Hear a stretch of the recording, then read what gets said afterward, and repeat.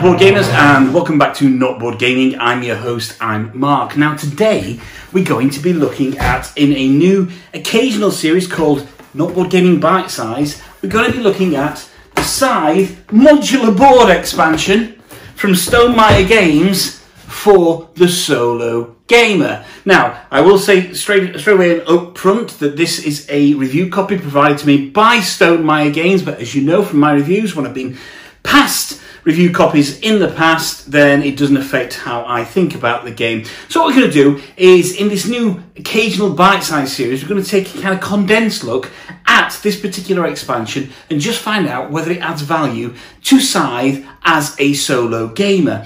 I'm not going to review Scythe. I got Scythe. I love Scythe, but it's been reviewed by everybody, and therefore there's no reason for me to do another review of Scythe. However, what I thought would be interesting is to look at the modular board from the perspective of a solo gamer and find out whether it's worth shelling out that additional bit of cash to add something else to your gameplay. So what we'll do is we'll have a quick look at what you get in the pack when you get your Scythe modular board, then a quick overview of how it plays, and then we'll move on to my thoughts on the Scythe modular board and whether it's worth it from a solo gamer's perspective. Let's dive in and have a look. So, we all know and love Scythe. It's the kind of area control, dudes on a map, worker placement, resource management, mild combat game that kind of defined a bit of a genre here. It obviously came out on Kickstarter a while back, and of course it's playable for 1 to 5 players, and if you get the expansion I think it's up to 6 players as well.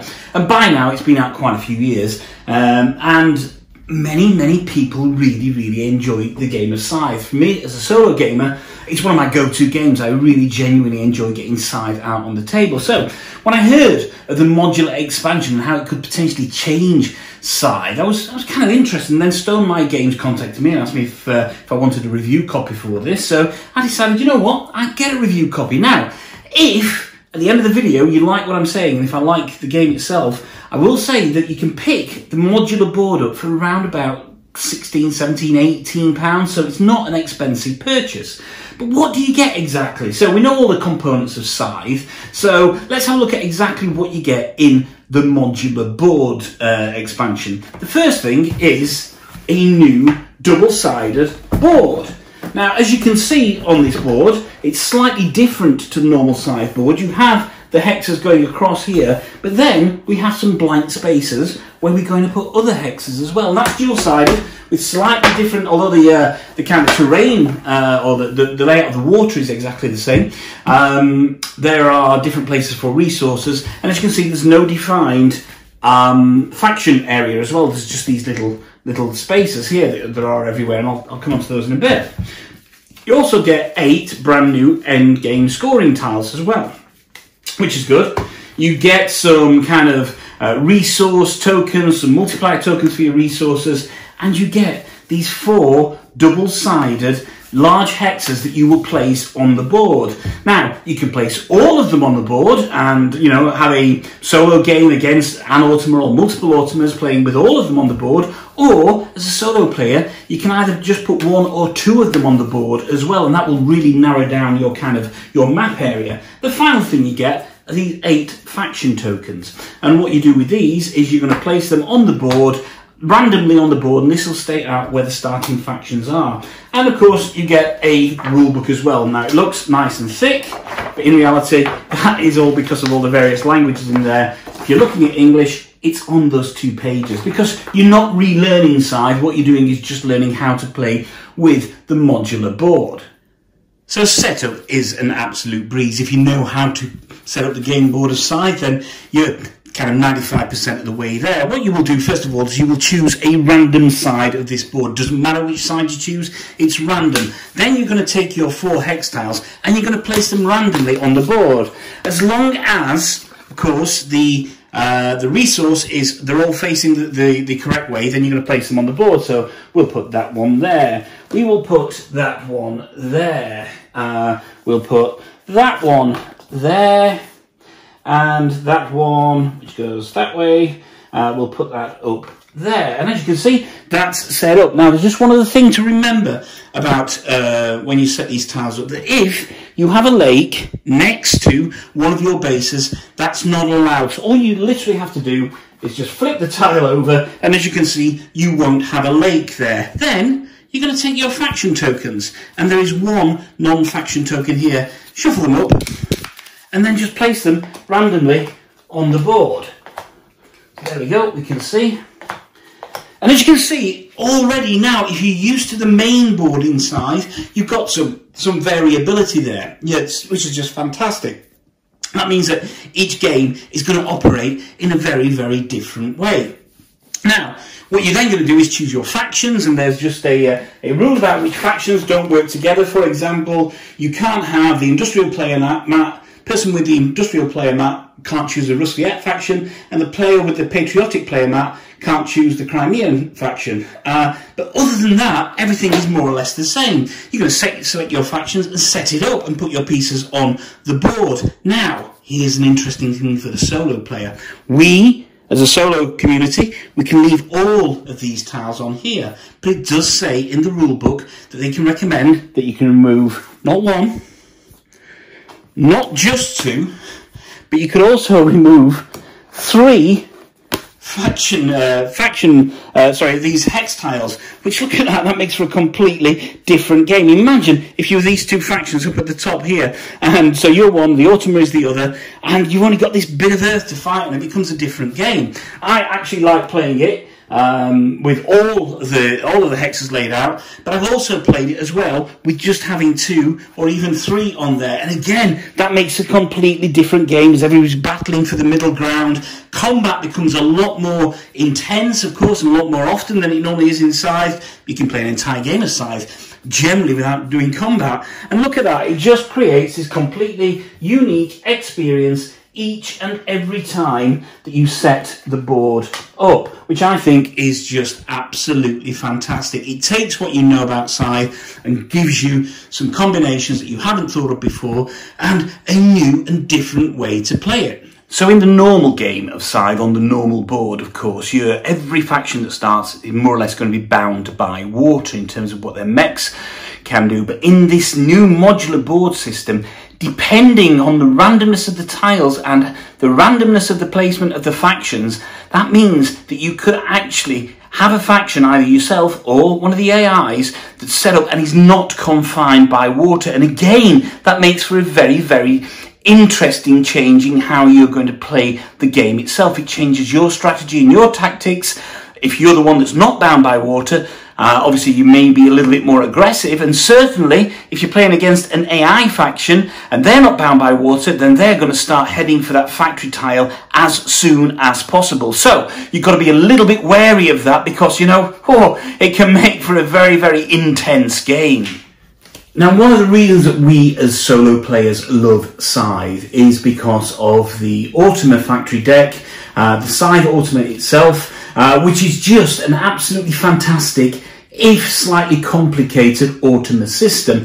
These Automa cards in two kind of stages will control what your AI faction does on the board, but of course the game only ever comes with one Automa deck. You can buy additional Automa decks from the Stonemaier website, but I do know that a lot of people do like to play with 2 or more Automas. Certainly as I've been playing the main game, I do like to have more Automas. Now, the main game, the Automa deck itself is not necessarily an easy Automa to get to grips with. There are some solo players out there that complain about its complexity and understanding exactly where to place pieces for the AI.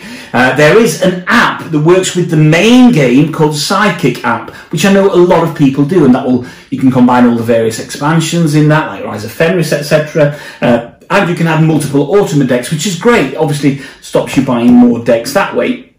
Unfortunately, because of the modularity on this board and because of the variability on this board, the Sidekick app will not work with the modular board expansion. So, to get the most out of this game, you're going to have to really get to grips with how that Automa deck works. However, you don't necessarily always have to go out and buy more Automa decks if you want to play against more Automas, because you can use the Sidekick app purely as an additional automator. It won't tell you where to place things, but it will absolutely pull the cards out for you. You will then have to do your own manual scoring at the end, etc. And that's absolutely fine. Look, that gets into the nitty-gritty of the game itself, and that's, for me, as much as I love playing the main game with the Sidekick app, I've really enjoyed delving back into the complex automa and the scoring myself at the end of the modular board games to kind of really get to the heart of the Scythe experience.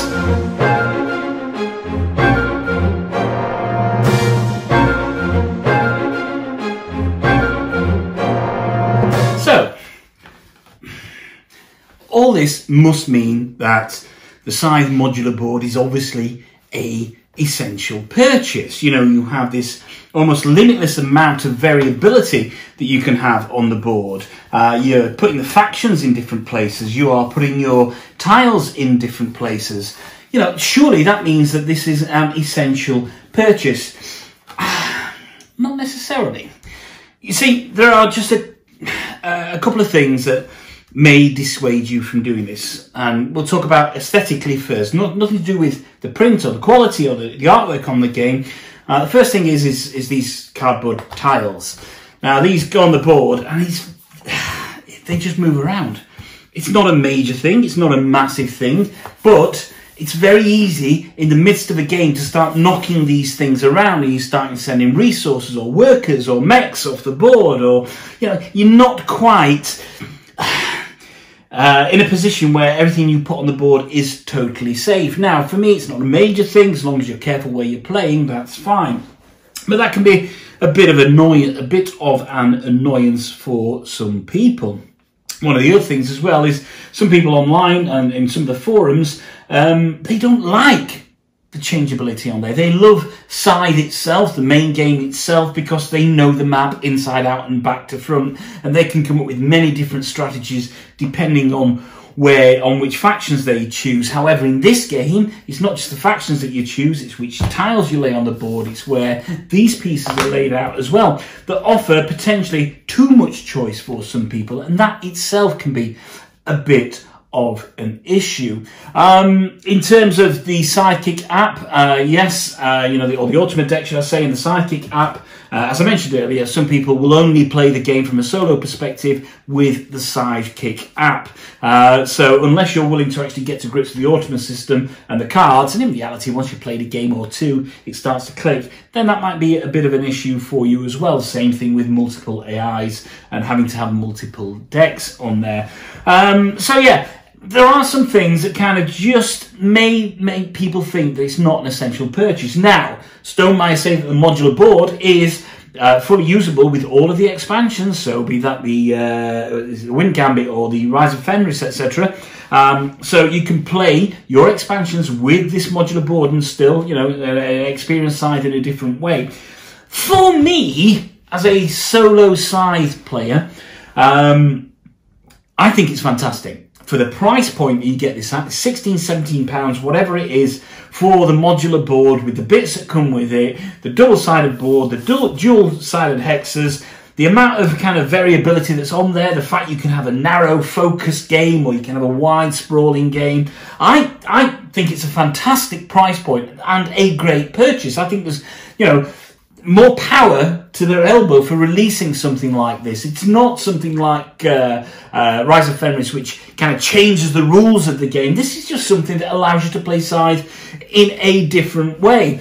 It's not that I favour the modular board over the base game board. It's just that I'm quite happy playing either of them at any one time. I'm not a Scythe expert. On the main board, I probably, you know, I lose as many times as I win. On the modular board, it's had an effect. I'm actually losing more on the modular board because my strategies aren't the same, so I'm looking forward to honing those. But I think for the price point, given the components you get, given the fact that you get this variable playability, and as a solo player, you can widen and narrow the map to have completely different games, it's a stone cold recommendation from Not Bored Gaming. And there we go, Not Bored Gamers. Thank you very much on joining me on this new and occasional part of my channel, which is the kind of Not Bored Gaming bite-sized bits. That was the Scythe Modular Board. As I say, I'm thoroughly enjoying this. I think it's at a price point which makes it a difficult thing to not buy. I think it adds something to Scythe which we may not have had before. This interchangeability, this variability that you're going to get from the game just opens Scythe up in many, many different ways. And as a solo gamer, as I say that, narrowing or widening of the board, depending on how you're wanting to play, really adds something into the mix that just isn't there necessarily in the base game of Scythe. So once again, thank you very much for joining me on this bite-sized condensed review of the Scythe Modular Board. Do remember you can always follow us on Facebook or on Instagram. That's Not Bored Gaming, always B-O-R-E-D. And of course, do remember to like and subscribe to the channel, and do check out some of our other videos. Look, thank you once again for joining me. One final thought: if you can't find anybody else to play with, there's nothing wrong with playing with yourselves.